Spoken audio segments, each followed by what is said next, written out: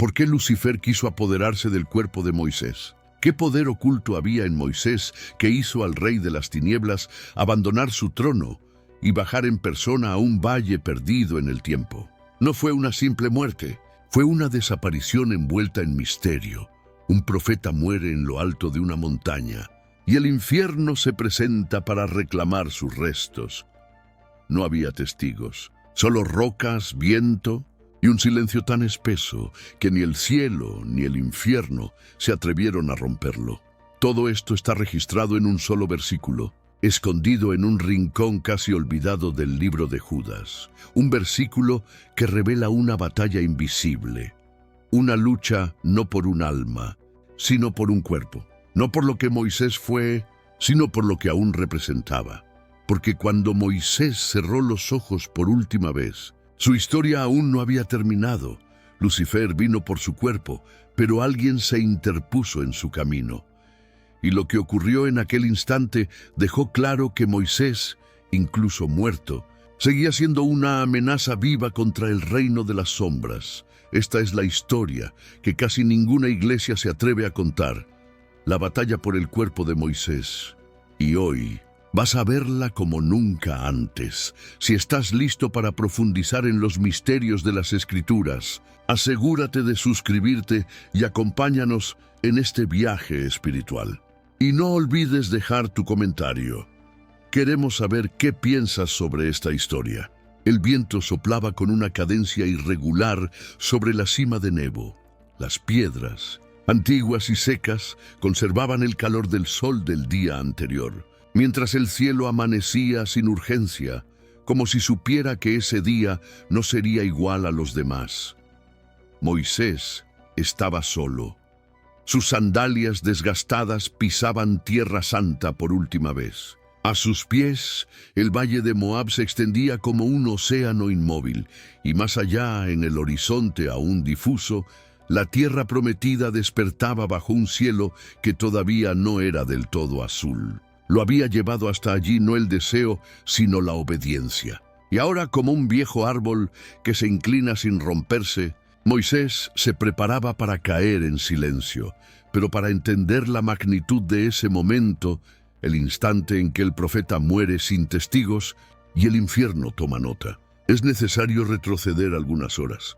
Antes del descenso de Lucifer, antes del descenso de Miguel, antes de que el valle fuera reclamado por la tensión invisible de dos reinos opuestos, hubo un silencio más profundo aún, el silencio de Dios que se despide.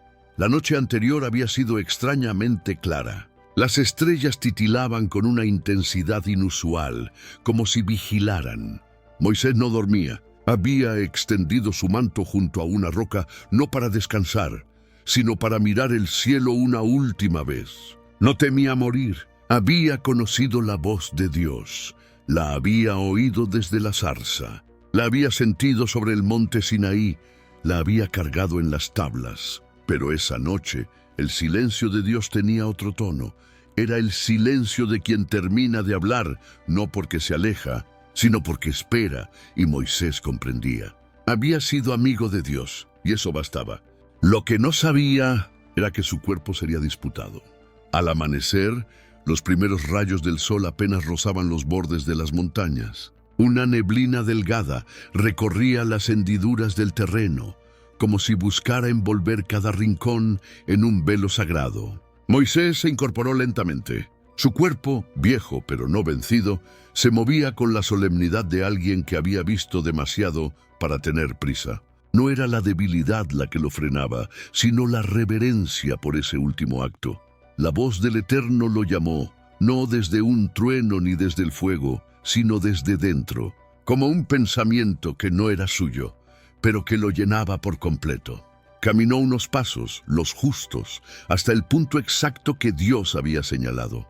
No había templo, no había sacerdotes, no había salmos, solo tierra, cielo y un hombre entre ambos.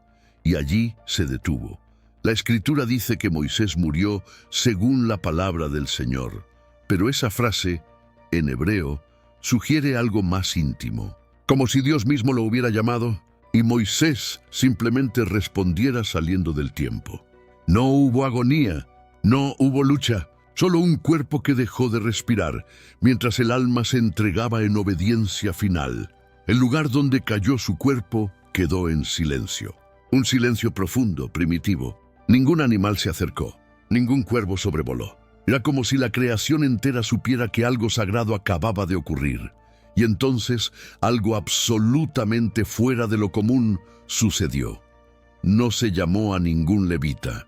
No hubo duelo. No hubo procesión. Ningún hijo de Israel descendió a preparar su tumba. Porque según Deuteronomio, fue Dios mismo quien enterró a Moisés. Nadie más. Ningún humano vio el entierro. Ninguno supo el lugar exacto. Aún hoy, dice el texto, nadie sabe dónde está su sepultura. Y eso no fue un descuido, fue una decisión. El valle de Moab quedó inmóvil. Allí, en algún rincón invisible de esa tierra silenciosa, Dios había escondido el cuerpo de su siervo, no para proteger un cadáver, sino para proteger un misterio. Ningún otro hombre en toda la Biblia fue enterrado de esa forma. No Abraham, que fue sepultado con honra. No Jacob, que fue llorado por todo Egipto. No David, cuyo sepulcro aún se menciona siglos después. Solo Moisés fue escondido, y uno podría preguntarse por qué. La respuesta no está en lo visible, sino en lo invisible. Porque ese cuerpo polvoriento, desgastado por el tiempo, marcado por años de desiertos y milagros, aún significaba algo. Era más que carne, era símbolo, era legado, era testimonio.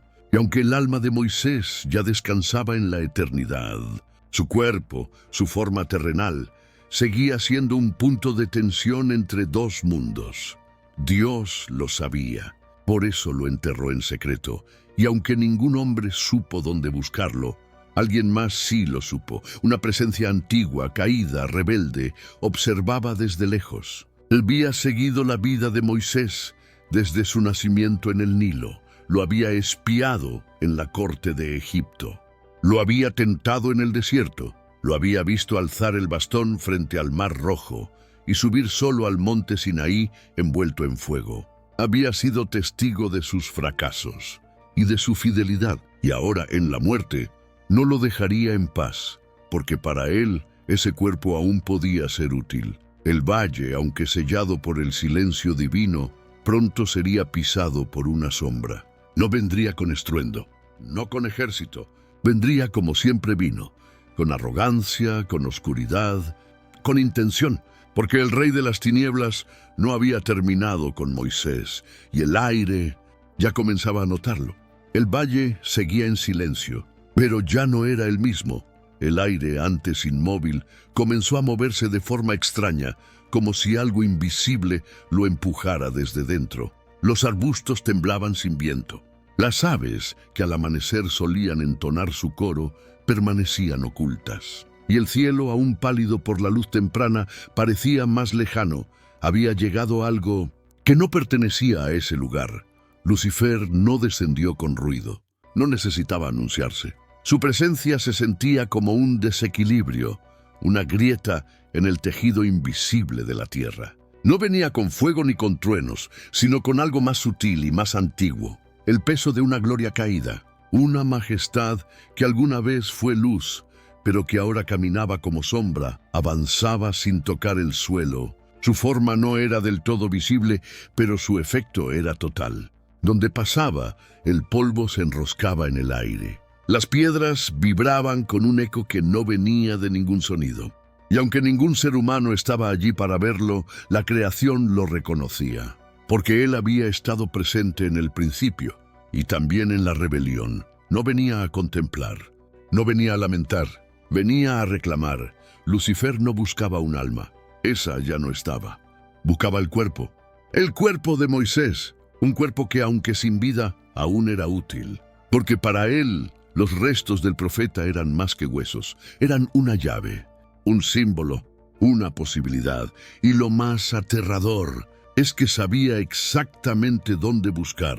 No había mapa, no hubo entierro público, pero Lucifer sabía, como si algo en el aire, algo entre la tierra y el mundo invisible, lo guiara sin error.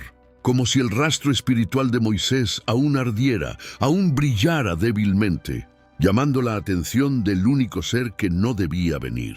Y ahora estaba allí, frente a la tumba que solo Dios conocía. El terreno no mostraba señales. No había montículo, ni marca, ni sombra de piedra removida. Pero Lucifer se detenía con certeza. No dudaba, no inspeccionaba. Se plantó sobre el suelo como quien pisa territorio conocido. El lugar donde Dios había ocultado el cuerpo ahora era violado por el deseo de lo profano.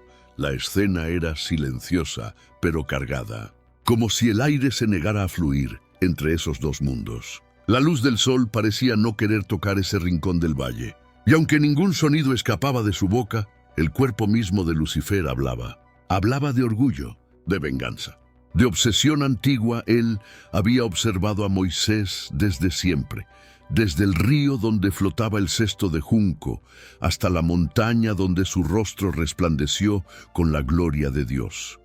Lucifer lo había visto fallar, pero también lo había visto alzar el bastón y abrir mares. Había presenciado cada palabra pronunciada con autoridad, cada vez que el cielo respondía a una voz humana, y eso lo enfurecía, porque Moisés, aunque hombre, había tocado realidades que Lucifer ya no podía alcanzar, y aun muerto, seguía representando todo lo que Lucifer despreciaba: redención, cercanía divina, obediencia a pesar del fracaso. Por eso estaba allí, no por venganza, sino por estrategia. Si podía reclamar ese cuerpo, podía profanarlo, convertirlo en un símbolo distorsionado, hacerlo objeto de culto, una reliquia corrupta, un ídolo muerto que desviaría generaciones de israelitas. Si lograba eso, podría cambiar el rumbo de una nación. Podría usar el recuerdo del profeta para sembrar oscuridad en nombre de la luz, porque no buscaba destruir a Moisés, sino pervertirlo. Y mientras sus ojos invisibles observaban el suelo sin nombre, alzó lentamente una mano. No era una mano física, sino una extensión de su voluntad. Una declaración, un acto de posesión anticipada. Y entonces el viento se detuvo por completo, como si el cielo al fin decidiera intervenir. El silencio del valle fue quebrado no por un sonido, sino por una presencia. Algo descendía. No era visible como una figura en el horizonte, ni audible como un trueno en la distancia. Era una interrupción en el tejido mismo de la realidad. El aire se volvió más denso, como si cada partícula se ajustara para recibir algo que no pertenece a este mundo. Y Lucifer lo sintió antes de verlo, porque los seres celestiales no anuncian su llegada con palabras, sino con autoridad. Miguel descendió como luz sin forma, como juicio silencioso. No necesitó alas extendidas ni espada en alto. Su llegada no fue espectáculo, sino decisión. Una decisión del cielo que decía: hasta aquí. Lucifer no retrocedió. Lo miró. Dos seres antiguos enfrentados desde el principio. Uno, portador de rebelión. El otro, ejecutor de justicia. Miguel, el arcángel de los umbrales, de las transiciones, de los límites que no pueden ser cruzados. Lucifer, el acusador, el usurpador, el eterno transgresor. No cruzaron palabras aún, pero la tensión era palpable. El cuerpo de Moisés yacía oculto entre ellos, no como un cadáver, sino como un campo de batalla. Lucifer dio un paso adelante. No había fuego en sus ojos, solo cálculo. Él conocía la ley, conocía las fallas del profeta. Y esa era su entrada. Falló, pensó. Desobedeció. Golpeó la roca. Dudó ante el pueblo.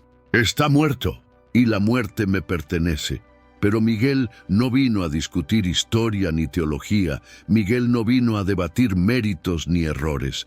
Miguel vino con un mandato. Y cuando Lucifer alzó su voz, una voz suave, venenosa, antigua, reclamando lo que creía suyo, Miguel respondió con una sola frase, no con su propia autoridad, no con un grito, no con furia, solo dijo: «El Señor te reprenda». Y al decirlo, el cielo habló a través de él. Lucifer, que una vez quiso ser como Dios, Se enfrentó al peso de una sola línea pronunciada por un siervo fiel, y ese día el infierno retrocedió. Miguel no se movió, tampoco alzó la voz, pero su presencia, ahora plenamente manifiesta, era como un sello invisible que descendía sobre el valle. Nada más se necesitaba. El rey de las tinieblas lo comprendió de inmediato. Lucifer había venido con argumentos, con derecho legal, con el peso de siglos de acusaciones y teología retorcida. Pero Miguel no estaba allí para escuchar, no estaba allí para debatir. El ángel del Señor no representa opiniones, representa mandatos. Y en ese mandato no había espacio para negociación. El Señor te reprenda. Solo eso, pero esas palabras no eran un susurro. Eran como un golpe seco en el tejido del mundo. No tenían volumen, pero sí peso. Un peso que hizo que el suelo se endureciera, que el aire se comprimiera, que incluso las sombras se recogieran como si fueran conscientes de su propio límite. Lucifer, en cambio, permaneció en pie, inmóvil. No se retiró, pero ya no avanzó. No fue miedo lo que lo detuvo. Fue reconocimiento. Él conocía esa voz. No era la de Miguel, sino la del trono que lo había condenado. La misma voz que un día lo lanzó fuera del cielo con una sola orden. Esa voz, ahora pronunciada a través de un enviado, tenía el mismo poder de entonces. Y él lo sabía, porque los seres caídos no olvidan. Nunca olvidan la gloria de la que fueron expulsados. Y ahora, frente a Miguel, Lucifer volvió a recordar. Recordó la pureza, la luz que una vez había portado, y cómo esa luz ahora lo juzgaba. Miguel no necesitaba espadas, no necesitaba fuego. Su sola presencia bastaba para declarar: aquí no puedes tocar. Y el cuerpo de Moisés, aunque oculto, se convirtió en altar silencioso de esa batalla. No un campo de guerra, sino un testigo mudo de que aún en la muerte, Dios guarda lo que es suyo. Miguel permanecía de pie, firme como un muro de luz, entre el cuerpo invisible de Moisés y la sombra que intentaba profanarlo. No había espectáculo, no había relámpagos ni coros celestiales, solo un silencio denso, cargado de autoridad. Un silencio que decía más que 1000 gritos. Lucifer no lo rompía, no porque no quisiera, sino porque no podía, porque el lugar donde había llegado ya no le pertenecía. El valle, sellado por la voluntad de Dios, se había convertido en un tribunal, y él, el acusador, estaba frente a la corte más alta del universo. Pero esta vez no había defensa. No se le permitió presentar pruebas ni exponer argumentos. Solo escuchó el veredicto: el Señor te reprenda. Miguel no necesitó más, porque Miguel no representa su propio juicio. Él no actúa por impulso ni emoción. Es mensajero, sí, pero también ejecutor. Y lo que ejecuta no es su voluntad, sino la de aquel que todo lo ve, incluso lo que está más allá del velo de la muerte. Y lo que Dios había visto en Moisés seguía siendo suyo. Lucifer había señalado sus fallas. Las conocía bien: el asesinato en Egipto, el arrebato de ira al golpear la roca, las dudas, los silencios, la desobediencia. Pero lo que no entendía era la gracia, la misma gracia que había llevado a Dios a enterrar con sus propias manos a un hombre imperfecto, la misma gracia que ahora desplegaba a Miguel no para salvar un alma, sino para proteger un cuerpo marcado por la gloria, aún en su fragilidad, un cuerpo que algún día se levantaría de nuevo, no en corrupción, sino en gloria. Y Lucifer no podía soportarlo, porque él había caído por rechazar la gracia. Y Moisés, con todos sus errores, había sido abrazado por ella, y ahora ese cuerpo, polvo consagrado, le era negado. Frente a Miguel, el enemigo de las almas descubría que incluso la muerte no pone fin a lo que Dios ha sellado. Lucifer dio un paso atrás, no como quien huye, sino como quien ha sido despojado. La frase aún resonaba en el aire, como si el eco de esa reprensión celestial no quisiera marcharse. El Señor te reprenda. No hubo fuego, no hubo juicio visible, pero lo que ocurrió en aquel valle fue tan definitivo como una sentencia escrita en piedra. Miguel no necesitó trazar una línea en la tierra. La frontera ya existía, invisible, inquebrantable.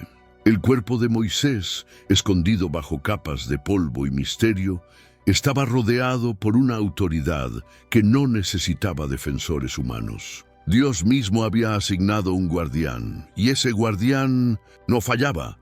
Lucifer sabía que no podía tomar lo que no le pertenecía. Sabía que incluso sus argumentos, precisos y legales, eran insuficientes frente al poder de una sola voluntad divina. Porque cuando Dios decide que algo es suyo, aunque esté muerto, aunque esté oculto, aunque parezca inerte, no hay oscuridad que pueda profanarlo. Miguel no se giró, no bajó la guardia, no celebró. Simplemente permaneció, como una llama que no se apaga, como un límite que no cede, y Lucifer desapareció, no en derrota ruidosa, sino en silencio. Porque ese es el estilo del infierno cuando se encuentra con algo que no puede tocar. Se retira, frustrado, en la sombra, buscando el siguiente punto débil, en otro lugar, en otro tiempo. Pero en Moisés no encontró entrada. El valle volvió a su quietud. Los sonidos naturales regresaron lentamente. El zumbido del aire entre las piedras, el canto tímido de un ave, el murmullo lejano del Jordán. Como si la tierra por fin pudiera respirar, y bajo esa tierra, el cuerpo de Moisés descansaba intacto, no como un cadáver olvidado, sino como un testigo silente de una batalla que no muchos conocen. Una batalla no por poder, sino por significado. No por huesos, sino por lo que esos huesos aún representan, porque cuando Dios guarda algo, lo guarda para siempre. No era por los huesos. Lucifer no descendió a aquel valle para quedarse con un cuerpo marchito. No le interesaban la carne, ni la sangre, ni las telas gastadas del profeta. Lo que buscaba era otra cosa, acceso, porque el cuerpo de Moisés era más que restos humanos. Era símbolo, era memoria viva. Era un eslabón entre la ley y la gloria, entre el juicio y la gracia. Era la materialización de una historia que no había terminado y que él, el enemigo de lo sagrado, quería interrumpir. Desde el inicio, Lucifer supo que Moisés no era como los demás. Había hablado cara a cara con Dios. Había subido al monte envuelto en humo y bajado con la mirada ardiente. Había sostenido en sus manos las tablas que definieron el pecado y también las que anunciaron el perdón. Era un hombre, pero era también una puerta. Y aunque había muerto, Lucifer temía lo que aún podía representar. Porque en el mundo espiritual, la muerte no anula el propósito, solo lo transforma. Si podía profanar ese cuerpo, si podía exhibirlo como trofeo, desataría una cadena de consecuencias que irían mucho más allá del valle de Moab. Podía sembrar idolatría, convertir a Moisés en estatua, en mito, en objeto de veneración vacía. Podía torcer su legado hasta hacerlo irreconocible, desviar al pueblo hacia el culto al profeta y no al Dios del profeta. Podía usar su recuerdo como ancla para el error, y eso lo sabía bien. Es más poderoso que 1000 demonios en el campo de batalla, porque un símbolo distorsionado puede esclavizar por generaciones. Y Lucifer, maestro del engaño, buscaba exactamente eso. Moisés no era un cadáver, era un legado encarnado. Lucifer lo sabía, y por eso vino en persona, porque ese cuerpo, desgastado por el tiempo, aún portaba el eco de la gloria divina. Moisés había descendido del Sinaí con el rostro iluminado, tan radiante que el pueblo no pudo soportar mirarlo. Le pidieron que se cubriera. Y aunque la luz se desvaneció con los años, ¿quién podría asegurar que no quedaban vestigios de ella en su carne? Lucifer temía eso porque él conocía bien la gloria y conocía también su ausencia. Lo que antes habitaba en él, ahora lo atormentaba desde fuera. Y ver ese cuerpo, aunque inerte, aún marcado por lo eterno, era insoportable. Pero había algo más, algo que lo inquietaba más que la luz, el futuro. Lucifer no entiende completamente los planes de Dios, pero reconoce los patrones. Y algo en su esencia le decía que Moisés no había sido enterrado solo como un recuerdo, sino como una semilla. Había oído antiguas palabras, fragmentos de profecía, ecos de una montaña aún por venir.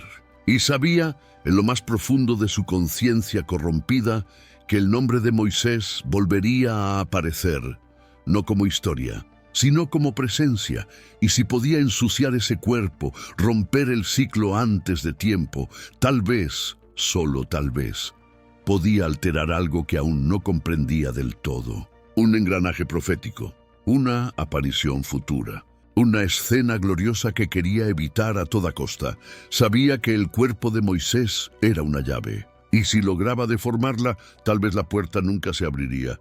Por eso vino, no por nostalgia, no por venganza, sino por estrategia. El cuerpo de Moisés no fue defendido por un ejército. No descendieron coros celestiales, ni se abrieron los cielos con trompetas de guerra. Fue uno solo, uno que entre todos debía estar allí. Miguel, el ángel de las transiciones, el que aparece cuando se cierra una era y comienza otra, el que no lleva palabra propia, sino sentencia del cielo. Y esa sentencia fue clara: el Señor te reprenda. ¿Pero por qué Él? Porque Miguel no solo es un mensajero, es un defensor de los tiempos sagrados, de los momentos que dividen la historia en antes y después. Y la muerte de Moisés fue exactamente eso, el final de la ley escrita y la preparación silenciosa para algo más grande. Lucifer lo entendía, sabía que Moisés no desaparecería por completo de la historia, que su papel aún no estaba concluido, y que siglos más tarde, en una montaña muy diferente, su figura reaparecería junto a Elías, al lado del Mesías transfigurado. El enemigo no podía impedir ese futuro, pero podía intentar ensuciar su raíz, corromper el símbolo antes de que resurgiera. Y Dios, que conoce cada intento antes de que ocurra, envió a su defensor. Miguel no vino a luchar por polvo, vino a preservar una escena que aún no había sucedido, una visión que uniría la ley y los profetas con la gloria encarnada del Hijo. Moisés, de pie junto a Jesús, no como espíritu, no como recuerdo, sino real, presente, vivo. Lucifer quiso evitar ese momento, pero no lo logró, porque cuando Dios preserva algo, lo hace con precisión milimétrica, y cuando asigna un guardián, no hay oscuridad que pueda atravesarlo. Miguel no defendía solo un cuerpo. Defendía una línea de tiempo, un acto profético, un testimonio que aún debía cumplirse. Y gracias a eso, Moisés volvió a aparecer. El valle había vuelto a callar, no quedaban huellas de la presencia oscura, ni el viento conservaba el eco de la disputa. Todo parecía como antes, y sin embargo, nada era igual, porque bajo aquella tierra reposaba un cuerpo que había sido defendido por el cielo mismo. Y sobre él Miguel permanecía inmóvil, como si el tiempo aún no tuviera permiso para avanzar. El polvo no se atrevía a cubrir la memoria. No había testigos, no había escribas. Nadie anotó lo ocurrido. Pero esa escena invisible, sellada en lo profundo de Moab, se convirtió en una de las más reveladoras de toda la historia sagrada. Dios había enterrado a un hombre, no un ángel, no un enviado, no un ritual. Dios, como si cada grano de tierra hubiese sido colocado por manos eternas, como si la tumba misma fuese un altar secreto, un testimonio silencioso de lo que significa pertenecerle, incluso más allá de la vida. Moisés no fue abandonado, había fallado, había dudado, había cruzado límites que no debía, pero Dios no lo dejó sin despedida, no lo olvidó al borde de la tierra prometida. No permitió que el enemigo se apropiara de su historia. En cambio, lo sepultó con un acto que ningún otro ser humano experimentó jamás. Un entierro hecho por el Altísimo, y eso lo cambia todo, porque si Dios entierra a un hombre, no está diciendo adiós. Está diciendo que aún le pertenece, que su historia sigue siendo suya, que la muerte no cancela el llamado, solo lo transforma. Y en esa tumba desconocida, protegida por el silencio, se esconde una de las verdades más poderosas de la fe. Dios no olvida a los suyos, ni siquiera a los muertos. No hubo ceremonia, no se entonó canto alguno, no se escuchó el lamento de las tribus, no se erigió monumento en su honor. Nadie lloró sobre la tumba de Moisés, porque nadie supo dónde estaba. Y sin embargo, nunca una muerte estuvo tan llena de sentido, porque el silencio que envolvió su entierro no era vacío, era sagrado. Cada segundo, cada sombra, cada partícula de aire que cubrió su cuerpo fue parte de una liturgia invisible, ejecutada por el mismo Dios que una vez habló desde una zarza ardiente. ¿Y qué mensaje dejó ese silencio? Que la muerte, cuando viene después de haber caminado con Dios, no es una pérdida, es una entrega. Que el final del cuerpo no es el final del propósito. Y que aún bajo tierra algo puede ser preservado, no por su pureza, sino por su pertenencia. Moisés no fue sepultado por sus méritos, sino por su relación. Había hablado con Dios como con un amigo. Había fallado, sí, pero no se había apartado. Había dudado, sí, pero también había obedecido.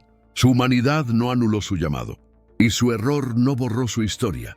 Dios no enterró un fracaso, enterró un testimonio, y lo hizo en secreto para que nadie lo idolatrara, pero también para que nadie lo corrompiera, porque hay legados que no deben ser tocados por las manos humanas, historias que solo el cielo puede custodiar, y vidas que, incluso después del último aliento, siguen siendo relevantes en el plano eterno. Lucifer había venido a ensuciar. Dios respondió enterrando con honor, porque en el reino de los cielos el silencio también es lenguaje. Y a veces el acto más poderoso no es lo que se grita, sino lo que se guarda.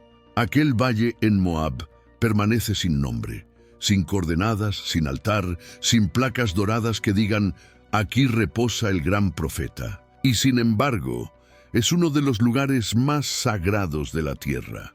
Porque allí, sin ojos humanos presentes, se libró una batalla por el valor eterno de una vida que muchos ya daban por concluida.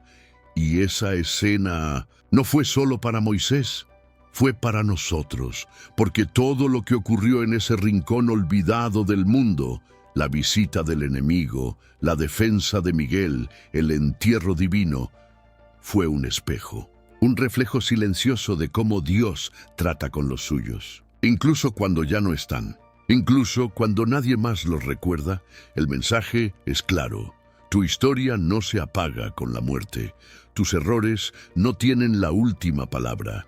Y tu legado no está a merced de las tinieblas. Si le perteneces a Él, Dios no enterró a Moisés por lástima ni por protocolo. Lo hizo porque su historia aún estaba activa, esperando el momento exacto para volver a surgir. Como surgió en el monte de la Transfiguración siglos después.